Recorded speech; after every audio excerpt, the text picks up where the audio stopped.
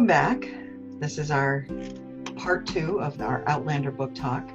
I'm Colleen from the Sherburne Public Library, and with me again I have Marie Morin, who's also an employee here at the library, and Donna Morin, who is her mom, but she's also an English teacher and a drama teacher and many things like all of us. So today we're going to continue our talk about Outlander, and today I think we're going to compare it a little to the TV series that has come out and been adapted for it. So who wants to start? I know personally I'm was very pleased with the adaptation of the series. I thought it was really well done. They really stuck to the storyline or adapted it the way that they needed to put it on screen. So I was very pleased, and of course the casting I thought was excellent. So I totally agree. I love the way that they casted Jamie and Claire. And I think they follow the books really, really well. I was primed by the TV series, actually, because I watched the TV series before, or I watched the first season of Outlander before I actually read the books. Oh, that's cool. Okay. So it's a little different for me. I have a little bit of a different perspective, and I'm sort of, I guess, a little biased towards the TV series. But I love the books just as much, and I think it also helps me to sort of more understand like the differences and the similarities between the two. Because as soon as I finished watching the first season, I read the book. I read the first book. Yeah. So I sort of I got to see the way they did the TV show first, and then the book was like, ooh, I have so much more room for imagination here. Like I can just, this can be however I want. And after I watched it, I was like, yeah, Jamie and Claire would definitely be like that. Like Sam Heughan plays Jamie so well, and Katrina Balfe plays Claire just so well. And I really feel like the adaptation stayed true to the books. So yeah, I agree. Well, I'm a series newbie. So I watched the first installment of the first season. And I had been primed a little bit. You know, you see it on TV, like trailers, and Marie has shown me a couple of things. So I've seen bits and pieces of the rest of it, but I'm always a little hesitant after I've read something that I've loved to see them portray it on the screen. Yeah. Not to name drop, but Artemis Fowl, no. So you know, you go into it thinking, oh, Jackson. It's not gonna look like I want it to. It's not gonna sound like I want it to. Yeah. And it absolutely did. And of course I've been primed by several people that it is just as good as the book. And not just you guys, but other people that I've talked to. It took me a little. Yeah, it took me a little. Not that I didn't think it was really good. I thought it was high quality totally when I first watched the series. But you know, I'd read most of the series at that point, and I, you know, you have your own mindset and your own pictures of what people look like, what things are, you know, like you said, Marie, you can imagine all of these things. And of course, the way she writes, you can, because it's so visual.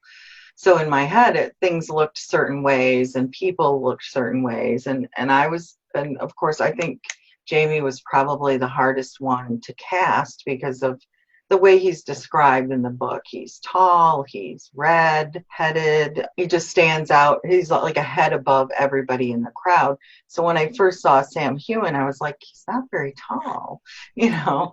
And I thought, well, okay, but I'll give him a chance because Diana Gabaldon was raving about him. And so I thought, well, she must be right because she wrote him. I mean, if she thinks he's the right guy, then he probably is. And he definitely won me over in not very long of a time. I mean, he's definitely a very likable well, I don't know if likable is the word, but he is Jamie in the end. Like you totally get that essence of Jamie is him, and so that worked for me in the end. And now I love the series.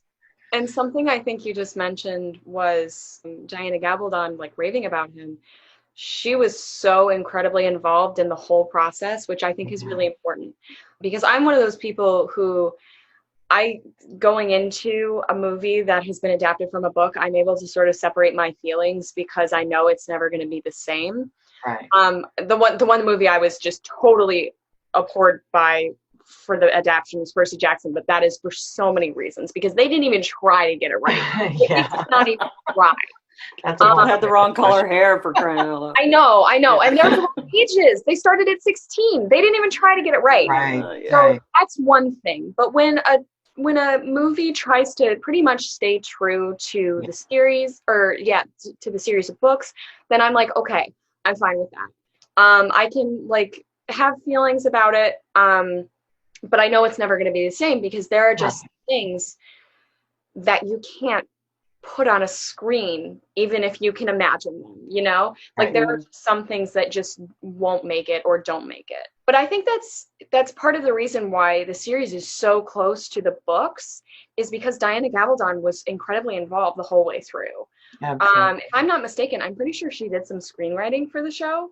I think so. Which is really important, because for an example of Percy Jackson again, Rick Riordan is doing, who's the author of Percy Jackson, he's doing for the new Disney Plus TV series they're doing, he's doing all the screenwriting. So it's like, that is going to be wonderful. So I'm really excited about that, but that's not Outlander. That's a different, just sort of that kind of example. You know, the author is involved in the process, it's going to be better than if they're not. Because Riordan was not really involved in the original Percy Jackson movies that came out. Yeah. So that's that sort of thinking in my brain of an example of that. And I'm also sort of like that with adaptations of Jane Austen and adaptations of Shakespeare, because there is so much room for imagination when you're reading a book. There just isn't that in a TV series or a movie. So you sort of just have to deal with it, you know? Like there are things that can't be on screen or portrayed or filmed the way that we want them to be, because we're also not the ones making the movie, you know? Yeah. So I've sort of made it took me a long time, but I've made my peace with that. But I have not. I think that, what? I have not. No, I know you haven't. I have issues. Yeah. Well, mine, again, came from after the Percy Jackson debacle. I was like... Yeah, that was too bad. Yeah, that was unfortunate. So... Yeah, it was a great series, and that was unfortunate. Yeah. But, anyway, back to Outlander. I did like the characters for the bit that I saw. Yeah.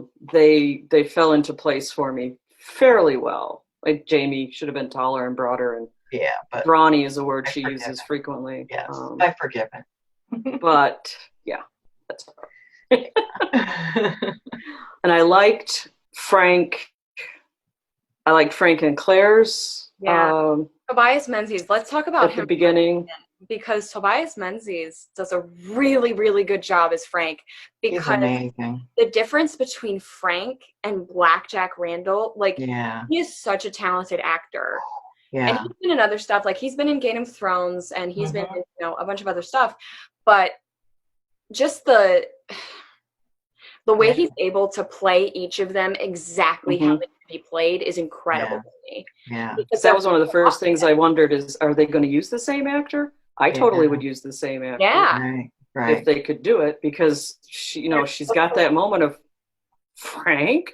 Right. But now he was, and I've only seen him that one little bit, that first introduction to him, and already know that that's going to really work.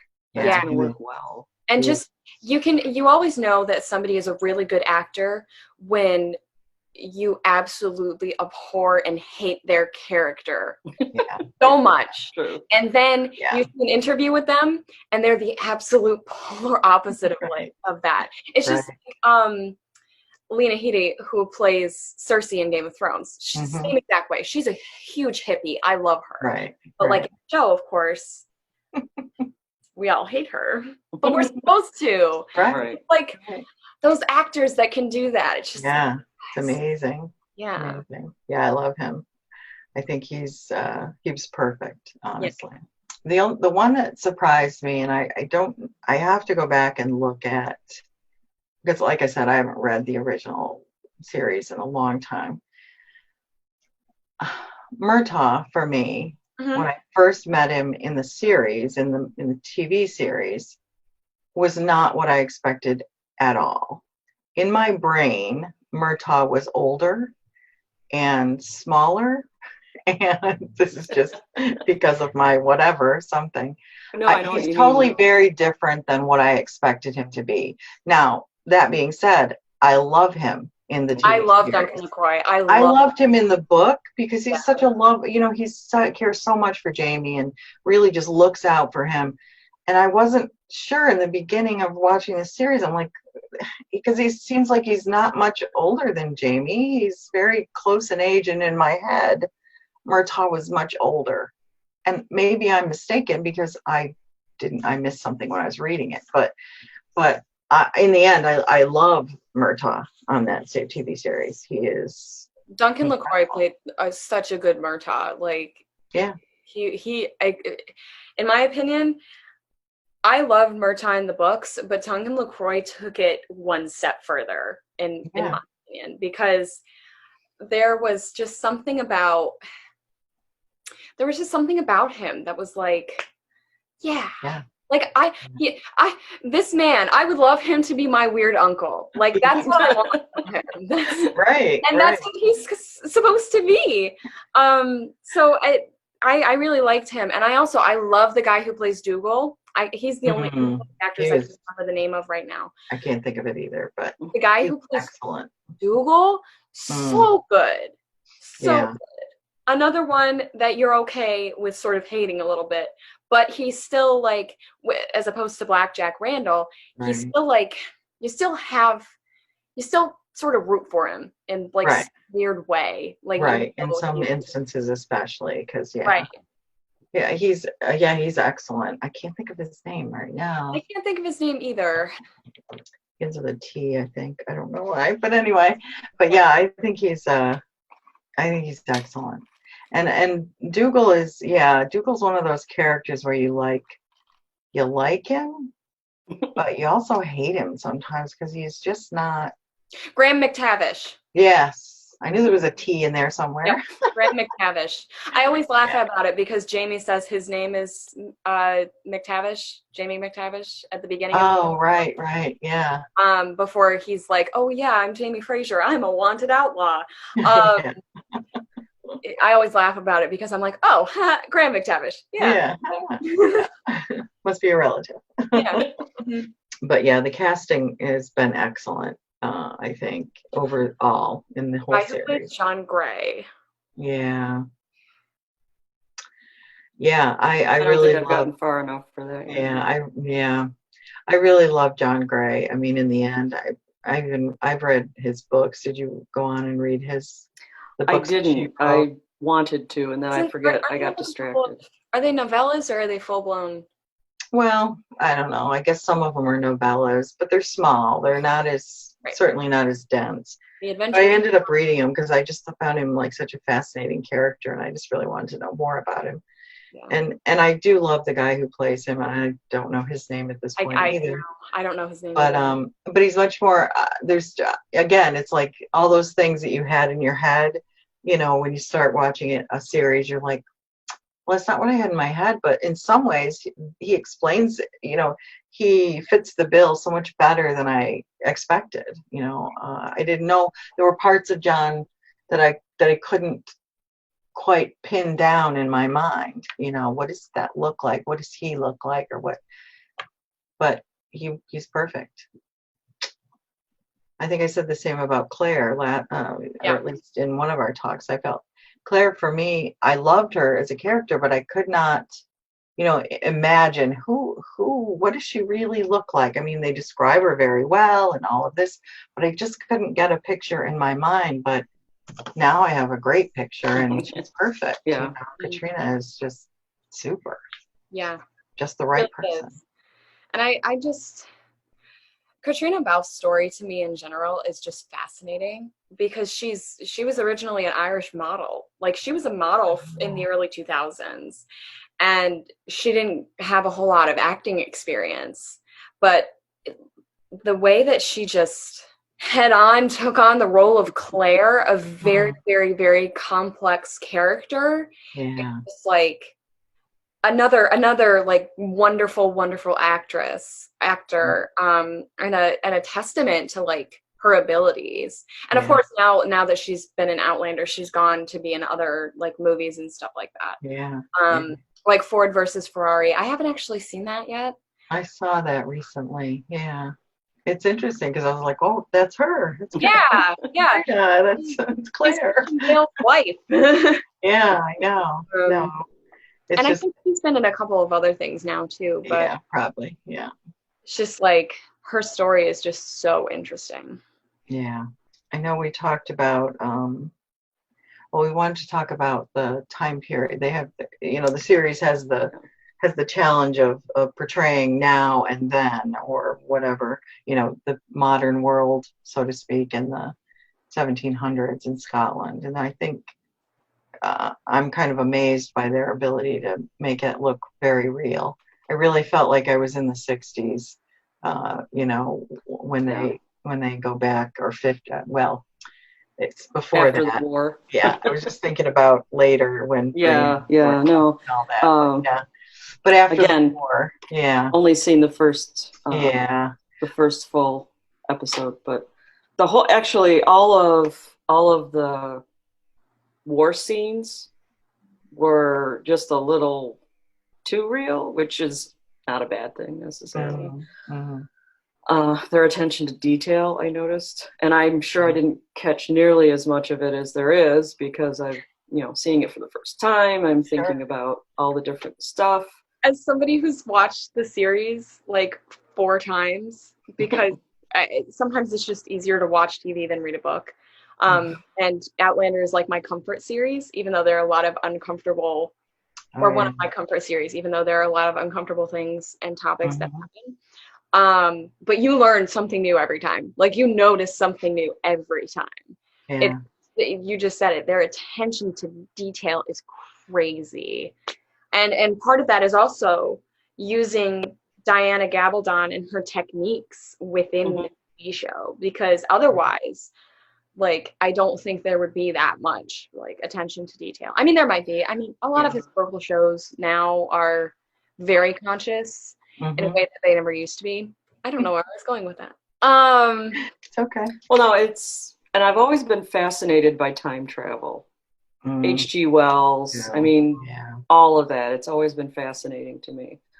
And so I love the movies and books that have time travel in them. And in the movies or TV shows, there's always this kind of eerie music and weird lights and Doctor Who and, all of that. And so I was kind of waiting to see how they did her transference at the Rocks. I loved it. I loved it. It just went black. I was like, oh. And it's exactly what happens in the book, too. Yeah. It's you hear the buzzing that she hears. Buzzing, yeah. And that's all that's vibration. They don't try to make it anything more than it is, which is, and that's why she thinks it's a blackout, because that's how it felt. Yeah. And the way she comes to that conclusion that she's not crazy and this might actually be something in the past. That all of that was handled, I thought, really well, because it'd be easy to sort of do weird things with it or make it seem like, oh, that was time travel. Yeah, they didn't do that. It wasn't so on the nose. Yeah. She, in Inverness, there are no electric lights for miles. We can't see it. and yet she recognizes the rock outcropping and they go to the castle that they just had visited days ago that was just like stonework that was left, and it's, That was perfect. That was such a good way. That was such a good way for us visually to see that happen. Yeah. The two juxtaposed, I guess, against each other. Here's the it was yesterday and here's today, and oh, it's the same place, but so not the same thing. 2 different times, and see how, it's in this is what it looked disrepair. like filled with people versus this is what it looked like after it had been abandoned. Full of trees. Right. Yeah. That's amazing, yeah. And I remember going back to Diana's involvement in the series. I remember she was in one of the episodes. Oh, She was, I think when they were in Leo at the castle. I think she was just a lady upstairs, right, watching things, and I think she had one line. Mm-hmm. And it was like, oh. Well, how could you resist? I would write myself into. And I think Meyer did that in Twilight. I mean, again, that's a whole different thing, but like, authors do it all the time. Well, and I think she said something like that, Donna, like, how could I resist? I get to put on the costume. The costume, and that would be all of that. Absolutely. What a cool thing. So obviously she's okay with everything you're doing. So, and the costuming, let's just talk about that for a minute. Yes. Man. I am so impressed with the costuming. It just feels like you're there. Like it's all part of when you read the book, how we were saying, like everything is right there and you can feel it and touch it. And the material that they use is definitely material that at least looks like something that would have been see the from that older time period. It's just exactly. I also noticed even right down, and this is how it's a good costume drama, right down to the underwear. Yeah. Right down to their under things. Everything is accurate and looks like itchy as hell. Yeah. It's like heavy. Looking at those kilts thinking, that's gotta itch. Yeah. And all that heavy material that to keep you warm. You're in Scotland, you're gonna need layers, you're gonna need, wool, and you're gonna need heavy cottons. The water has to wash off and the snow has to not soak in. Yeah. All those things that, we don't have to worry about. But it's just I'm just amazed by it. And it's beautiful. The costume is beautiful. Even in the poor, ugly people. Even the rags are beautiful. Oh, yes, the rags are beautiful. Yeah, that's what they would wear. And also, the cinematography also is incredible. And I think Diana Gabaldon helped location scout. I could be wrong. I don't know the answer, but I'm not sure. I think she was one of the people who helped location scout because she did so much research for her books, and she went location scouting for her books. Well, that would make sense. So I think she helped, and that's really cool to me because a lot of the locations are real. They didn't do a lot on set that I can think of. Most of the locations are real and they exist and you can go and visit them. There's Emily Janet's just posted a series of pictures of her and her husband. They went to Castle Leoch, which also was a castle in Game of Thrones, but that's a whole series. But that's just so cool to me that they really didn't do a whole lot on sets and stuff. Right. That's amazing. Well, you know what I noticed? This is going to sound really weird. I don't know. Maybe not. Going for it. The weather. The parallels between it, because it's always raining, it seems especially at night. And the same is true of the modern day where they were staying in Inverness. It would rain there, and then we would see the same as she's going down the same trail that originally was a trail and not a road. There it is raining again. It really and it just parallels kind of pulled it together. The parallels are really neat. Yeah, portraying those 2 different time periods back and forth. Like you said, there's so many parallels and so many, near misses, I'll say. Exactly. Claire's I know at some point, I don't remember when in the series or whatever, because it's been a while, she's at the the stones, and Frank is on the other side of the world or the time period, and they're both next to him. I mean, those kinds of things. I think there's a time with Jamie in that too. It seems like, I don't know, it's been so long since I've seen and watched and read all of them. Well, but in that, there's that one scene where Claire gets arrested after she hears Frank, because he's out there. He's out at Craig. Right. He's like, Claire, like he's yelling for her, and she hears him through the stone. Right. That's right. Like runs and like chases toward the stone, towards Frank's voice. Right. That's what you were talking about. I think you're right. Yeah. Yeah. So I just think those were good choices to make as a, you know, as a director or editor or whoever made those decisions. Those were, because I'm not sure. I don't think his voice was in the book. I don't remember that, but maybe I'm wrong. I think you're right. I'm pretty sure that didn't happen either. But I think it was a really good choice to show us the two different time periods and the way she was feeling at the time. And it was good, really good. I just know that I would love to be there, because I think the series captures what we were saying about the way she writes, that you feel like you're really there. You can smell it and taste it and feel everything around you. And I think the other thing that I would say, which is true in the books, is Jamie and Claire's relationship is so realistic. You know, you read a lot of books about and have relationships with people, and they're so neatly tied up and rarely have conflicts, and you know, it's or if they do, it's all, and if they do, it's a massive conflict that just blows up the entire relationship. Right, or it's been pre-decided. I don't know, but these feel very real. There's so much realness to the way they relate to each other and their relationship. And it's, as we all know, it's not all, you know, roses in a relationship, especially a long-term relationship. Yeah. You know, there's a lot of give and take, and, you know, just